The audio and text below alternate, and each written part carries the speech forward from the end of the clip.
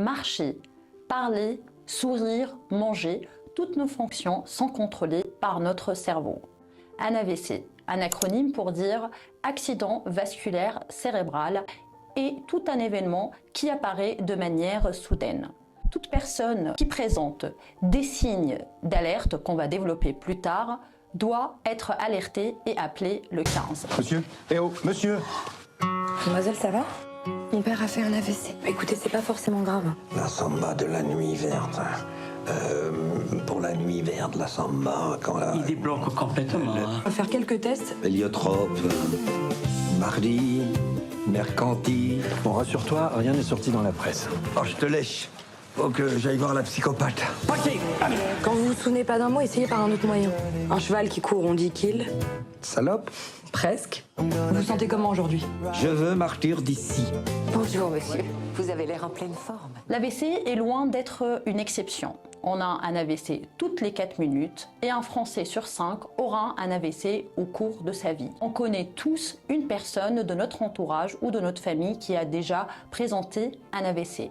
Connaître les signes et les accidents vasculaires cérébraux permet non seulement de sauver des vies, mais également de faire gagner du temps.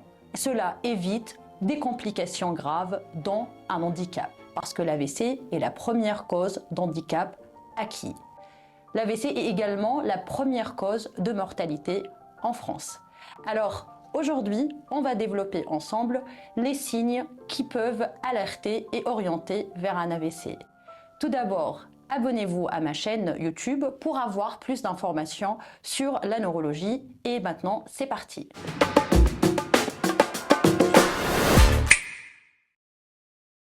Alors, on va développer ensemble en détail les signes qui peuvent vous alerter et vous faire évoquer un AVC.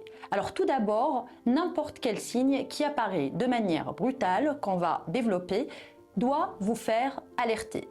Le premier symptôme à connaître est la perte de force motrice. Perte de force motrice, perte de force au niveau des muscles, quel que soit au niveau d'un bras, d'une jambe ou au niveau du visage. Ça peut être le bras et la jambe en même temps avec le visage ou isolé. Il y a également un autre signe qui peut évoquer un AVC et l'atteinte et la perte de force au niveau de la main. Par exemple, on a une tasse de café, on la lâche, on tient une télécommande et on la lâche. Cette perte de force, même si elle touche uniquement la main, si elle apparaît de manière soudaine, elle doit nous alerter. Alors, la perte de force musculaire qu'on appelle hémiplégie, hémi pour dire la moitié du corps, est le symptôme le plus fréquent et surtout le plus connu généralement d'un AVC. Mais il n'y a pas que cette perte de force motrice, on peut avoir également d'autres symptômes. Le deuxième signe est les problèmes de langage. On a des difficultés à nous exprimer, à comprendre également. Les mots sont mâchés. Si on a cette difficulté, soit on a une difficulté pour trouver les mots avec un manque du mot, soit on remplace un mot par un autre, par exemple pour télécommande on dit téléphone, ou même parfois on crée d'autres mots qui n'existent pas. Si ces signes apparaissent de manière soudaine, cela peut orienter vers un accident vasculaire cérébral. Parfois, le patient se rend compte de ses difficultés pour parler, mais parfois, c'est uniquement l'entourage. Et donc, si vous avez devant vous une personne qui présente ces symptômes, il faut s'alerter et appeler le 15. Le troisième signe qui peut nous orienter vers un accident vasculaire cérébral est les problèmes de vision. Alors les problèmes de vision, on en a deux types. Le premier type, c'est ce qu'on appelle une cécité monoculaire. Une cécité monoculaire, c'est en fait une tache noire au niveau d'un seul œil. Généralement, ça apparaît sous forme d'un voile qui descend et parfois arrive à mi-champ. Par exemple, la personne, elle est en train de conduire et soudainement, elle a une perte de vision d'un œil comme un rideau qui descend tout noir ou parfois gris. Alors, pourquoi on a ce signe? Parce que en fait, on a l'artère carotide qui donne une branche qu'on appelle l'artère centrale de la rétine et donc donne un équivalent d'AVC mais au niveau de l'œil. Ce signe peut orienter vers un AVC. Ici, les soudains, il faut pareil contacter le 15. Parfois, on peut également avoir comme problème l'amputation du champ visuel latéral. Sur le côté, par exemple, une personne qui regarde devant la télévision et puis d'un coup, elle voit que la moitié de sa télévision. Ce signe, s'il est sourd, doit nous alerter également. Alors il faut faire attention parce que certaines personnes qui, par exemple, ont un antécédent de migraine peuvent également avoir ces problèmes de vision. Mais même si on est migraineux, si on n'a jamais eu ces symptômes auparavant, pareil, il faut s'alerter et appeler le 15. Le quatrième signe qu'on peut évoquer, c'est les problèmes de sensibilité. Comme on a une perte de force, parfois on peut avoir une perte de sensibilité.